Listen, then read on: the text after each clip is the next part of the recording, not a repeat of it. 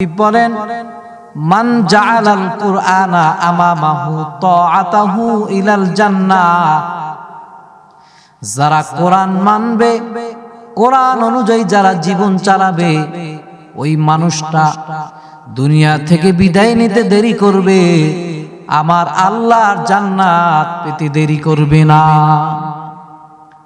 আল্লাহর হাবিবের সাহাবীরা এই কোরআনটাকে কিভাবে মানতো? আল্লাহর হাবিবের প্রিয় সাহাবী হযরত আবু বকর সিদ্দিক রাদিয়াল্লাহু তাআলা আনহু সূরাতুল বাকারা, এই সূরাটা বুঝতে আবু বকরের একদিন দুই দিন লাগে না, প্রায় 8 বছর সময় আবু বকরের বুঝতে সূরা বাকারা লেগেছে। আল্লাহর হাবিবের সাহাবীরা কোরআন কিভাবে মানতো, কিভাবে বুঝতো, কিভাবে শুনতো, আপনি জানলে অবাক হয়ে যাবেন। আল্লাহর হাবিবের সাহাবীরা 10টি আয়াত তাফসীর জানতো, মানতো, আমল করত, এরপরে আবার 10টি আয়াত পড়তো। এইভাবে করে করে আল্লাহর হাবিবের সাহাবীরা কোরআন মানতো। আল্লাহ পাক রব্বুল আলামিন তার প্রিয় হাবিব মুহাম্মাদুর রাসূলুল্লাহ সাল্লাল্লাহু আলাইহি ওয়াসাল্লাম সাহাবীদেরকে নিয়ে বসতেন।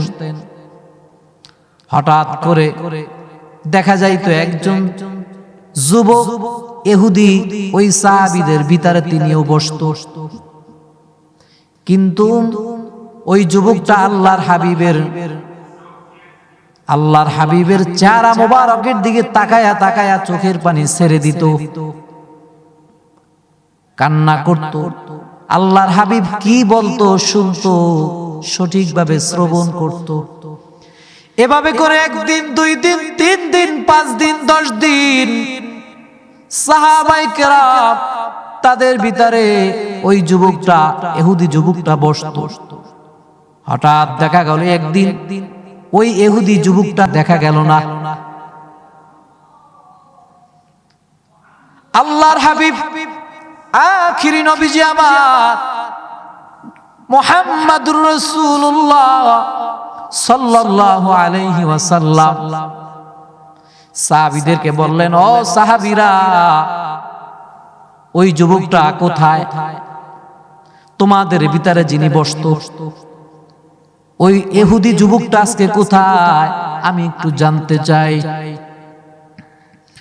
আল্লাহর হাবিবের সাহাবীরা বলল, ও নবীজি আমার, আপনি তো জানেন না ওই যুবকটা অসুস্থ, ওই যুবকটা মৃত্যুর শয্যায় রয়েছে, কখন জানি বিদায় ঘন্টা বেজে যায়। আল্লাহর হাবিব সাহাবীদেরকে লক্ষ্য করে বললেন, ও সাহাবীরা, যাও যাও, তাড়াতাড়ি করে ওই যুবকটার বাড়িতে যাও, আমি নবী যাব, ওরে আমি দেখার জন্য ওর বাড়িতে আমি যাব। সাহাবায়ে কেরাম চলে গেলেন। যাওয়ার পরে আল্লাহর হাবিব তিনিও গেলেন। যেই যুবকটা কখনো হুশ, কখনো বেহুশ, খাওন নাই, ঘুম নাই, কিছু নাই, কখনো বেহুশ হয়ে থাকতো, ওই যুবকটা আল্লাহর হাবিবকে দেখার সাথে সাথে শোয়া থেকে আল্লাহর হাবিবকে দেখার সঙ্গে সঙ্গে দাঁড়িয়ে গেল। দাঁড়িয়ে যাওয়ার পরে আল্লাহর হাবিব বললেন, যুবক বসো, কি হয়েছে তোমার? আমি জানতে এসেছি। যুবকটা বললে, হুজুর, আমার শরীরটা ভালো না, আমি অনেক অসুস্থ, আমি মনে হয় আর দুনিয়াতে বাঁচবো না, মনে হয় আমি চলে যাব। নবীজি আমার, আর আপনার চেহারা মোবারক আমি আর মনে হয় দেখতে পাবো না। আল্লাহর হাবিব ওই যুবকটাকে লক্ষ্য করে বললেন, যুবক, তুমি যদি এই মুহূর্তে বিদায় নাও, আমি তোমার কোনো উপকার করতে পারবো না, বরং তুমি যদি কালেমা না পড়ো আমি নবী তোমার কোনো উপকার করতে পারবো না। এই কথা যখন বললেন, বলার সাথে সাথে যুবকটা একবার আসমানের দিকে তাকায়, আবার নবীর দিকে তাকায়, আবার তার পিতা মাতার দিকে তাকায়। কিছুক্ষণ পরে আল্লাহর হাবিবকে লক্ষ্য করে বললেন, নবীজি আমার, এই পৃথিবীতে আমি আর ইহুদি হয়ে থাকতে চাই না। আপনার ডান হাত মোবারক আপনি আগায় দেন, আমি নবী আপনার হাত ধরে কালেমা পড়ে মুসলমান হয়ে গেলাম। আল্লাহর হাবিবের হাত মোবারক ধরে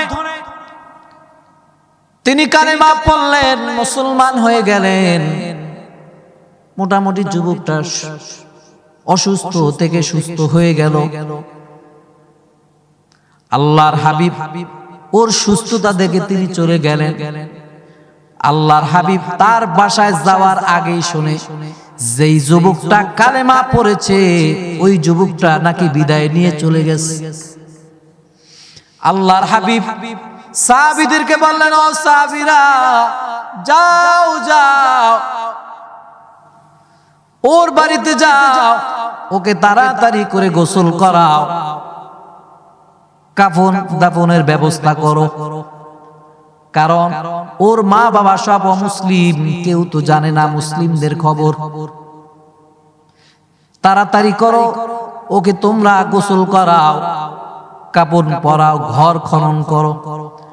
আমি নবী নিজেই তার জানাজা পড়াবো এবং আমি কবরে রাখবো। সুবহানাল্লাহ।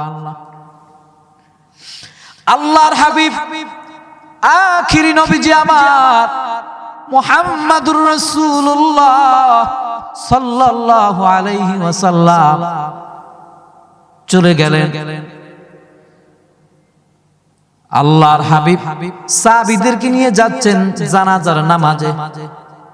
সাহাবীরা লক্ষ্য করে দেখতেছেন স্বাভাবিকভাবে যেভাবে নবীজি পাড়া দেয় ঠিক ওইভাবে পাড়া দেয় না। সাহাবীরা প্রশ্ন করলেন, নবীজি আমার, আপনি পায়ের আঙ্গুলের উপরে ভর দিয়ে কেন হাঁটতেছেন? নবীজি আমার, আপনি পুরাপুরি পা দিয়ে হাঁটেন না কেন? কারণ কি? নবীজি আমার জানতে চায় আপনি আঙ্গুলের উপরে ভর দিয়ে কেন হাঁটতেছেন? সাহাবীদেরকে আল্লাহর হাবিব বললেন, ও সাহাবীরা, আমি নবী যা দেখি তোমরা তা দেখো না, আমি নবী যা শুনি তোমরা কিন্তু তা শোনো না। আল্লাহর হাবিব বললেন, ও সাহাবীরা, তোমরা যার জানা উপস্থিত হয়েছো, ওর জানাজায় শুধু মানুষই আসেন না, ওর জানাজায় এত পরিমাণ ফেরেশতারা এসেছে যার কারণে আমি নবী পা রাখার জায়গা পাই না। আমি নবী পা রাখার জায়গা পাই না, ওর জানাজায় এত পরিমাণ ফেরেশতারা এসেছে। তার একজন নেককার বান্দা যখন বিদায় নেয়, তার জানাজায় শুধু মানুষই আসেন না, ফেরেশতারা পর্যন্ত আসে।